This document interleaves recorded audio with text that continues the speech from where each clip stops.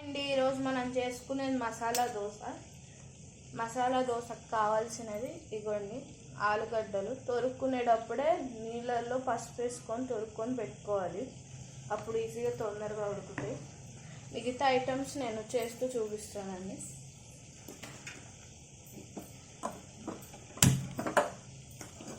Stove on చేసుకొని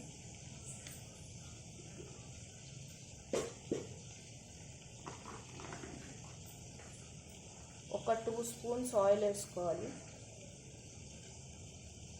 2 to 3 spoons oil.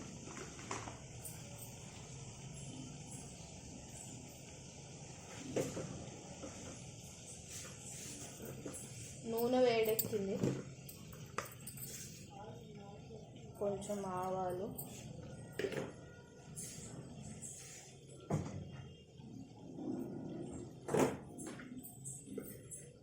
జీలకర్ర,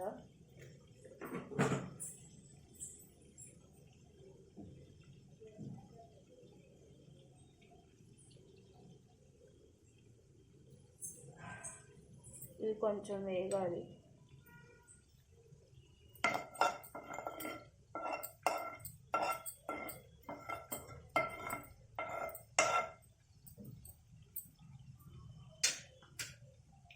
దీంట్లో మనం ఉల్లిపాయ ఏది యూజ్ చేయట్లేదు. ఉల్లిపాయ అవి ఎక్కడ వేసుకోవాలో నేను చెప్తాను.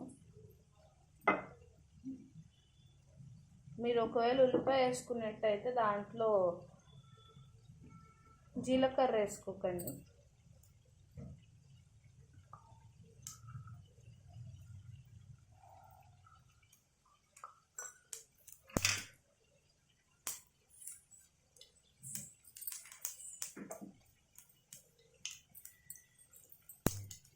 కరివేపాకు వేసుకున్నాం.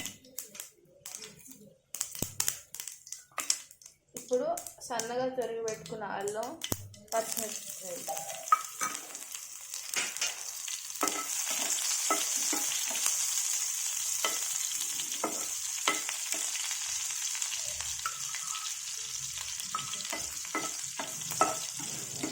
కొంచెం ఒక 2 minutes వేగనేస్తే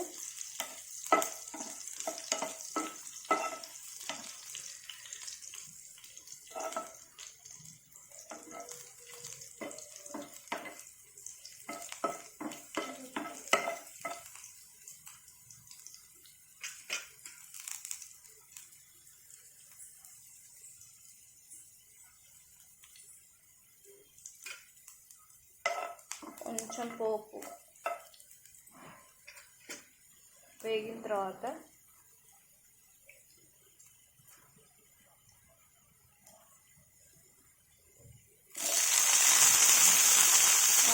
పెట్టుకున్న ఆలుగడ్డలు,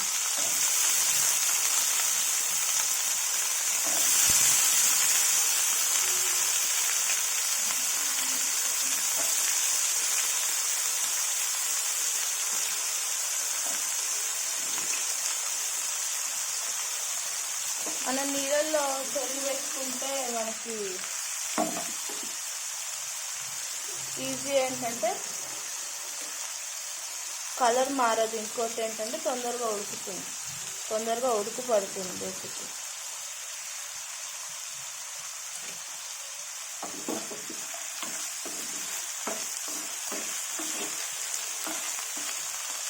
దీంట్లో ఇప్పుడు లైట్గా ఉప్పు,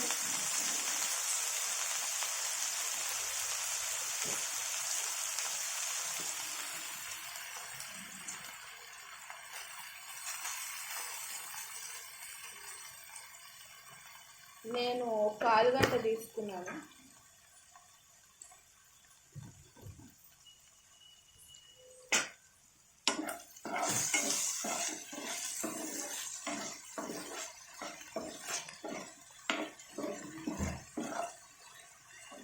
పచ్చిమిరపకాయల వేగితే ఏంటంటే కారం ఉండదు, తగులుతూ ఉంటుంది. అల్లం టేస్ట్ కూడా ఇవ్వండి, వేగిపోయింది, అల్లం కనిపించదు ఇవ్వండి.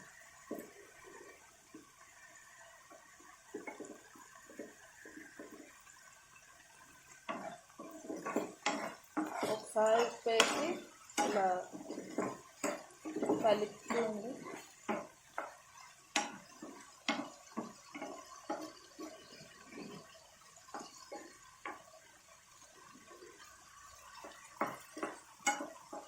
ఒక 15 మినిట్స్ సిమ్లో ఉంచి సిమ్ హైకి మధ్య మీడియంలో పెట్టి ఒక 15 మినిట్స్ ఉంచి మూత పెడదాం. ఈలోపు ఆలుగడ్డలు మగ్గుతాయి. తర్వాత ప్రాసెస్ మీకు మళ్ళీ చెప్తాం ఒక 5 మినిట్స్.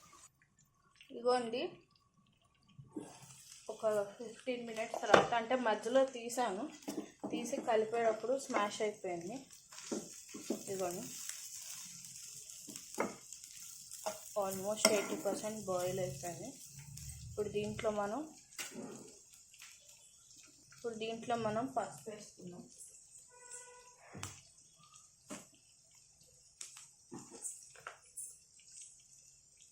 లైట్గా అంటే వాటర్లో వేసాము. అదేంటంటే కలర్ మార్పు రాకుండా,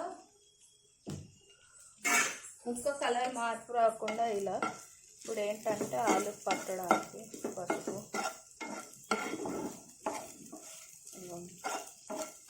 మనం కలిపేటప్పుడే ఇలా అనుకుంటూ కలిపితే స్మాష్ అవుతుంది. చాలామంది ఏం చేస్తారంటే ఉడకబెట్టేస్తారు, అంత టేస్ట్ ఉండదు. ఇదేంటంటే అల్లంలోనే కొంచెం ఉడికి ఉంటుంది కదా, కొంచెం టేస్ట్ పడుతుంది.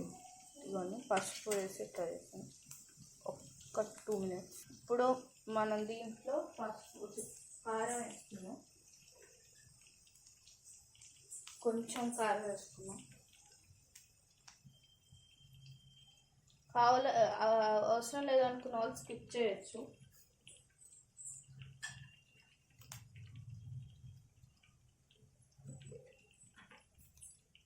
దీంట్లో లైట్గా పించ్ జీలకర్ర, ధనియాలు,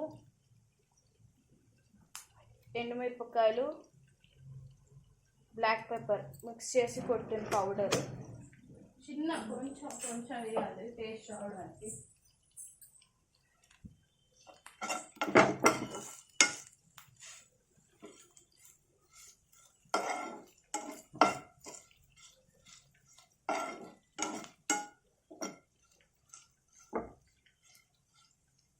కొంచెం వాటర్ వేసుకున్నాను దీంట్లో.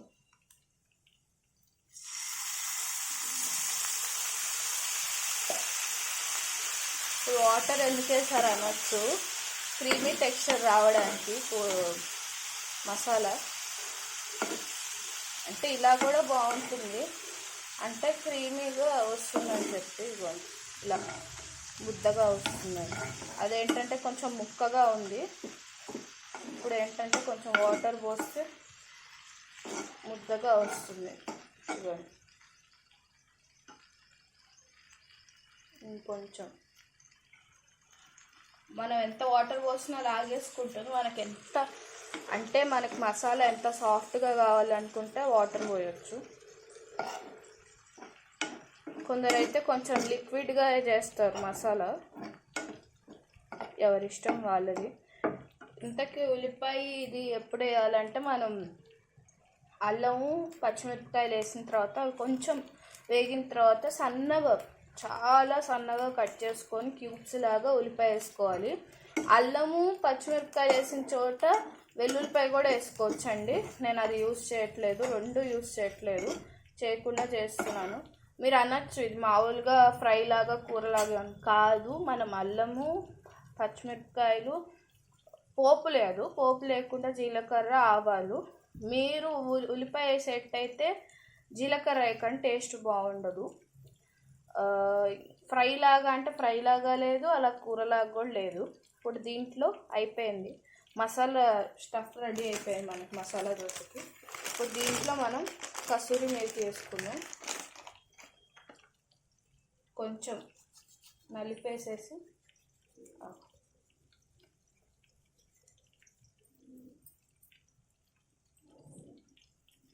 ఇదిగోండి మన మసాలా దోశ స్టఫ్ రెడీ అయింది. ఇప్పుడు మనం మసాలా దోశ వేసి మొత్తం కంప్లీట్గా చూపిస్తాం. ఇదిగోండి ఇప్పుడు మనం దోశ వేసుకుందాం. ఫస్ట్ కొంచెం ఆయిల్ వేసి, స్టార్టింగ్ దోశ అండి అందుకని ఆయిల్ వేస్తున్నాను.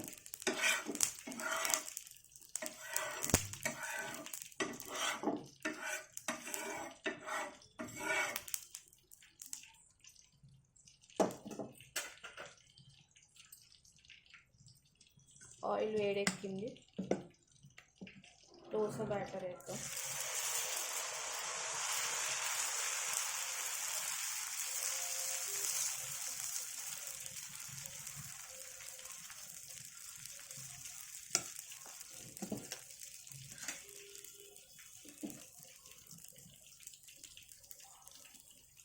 కొంచెం ఆయిల్ వేసుకోవాలి పైనుంచి మళ్ళీ.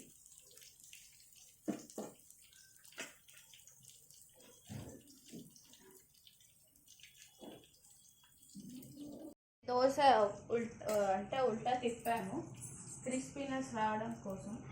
చాలామందికి ఇష్టం ఉండదు వాళ్ళకి. నాకు ఇట్లా ఉల్టా తిప్పడం అంటే ఇష్టం. కాల్చుకోరు వెనకాల పక్క.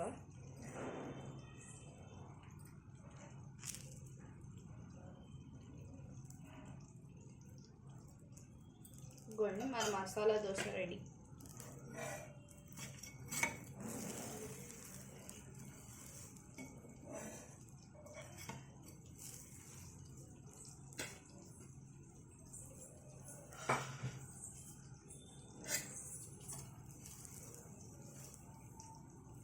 ఇదిగోండి మసాలా దోశ రెడీ.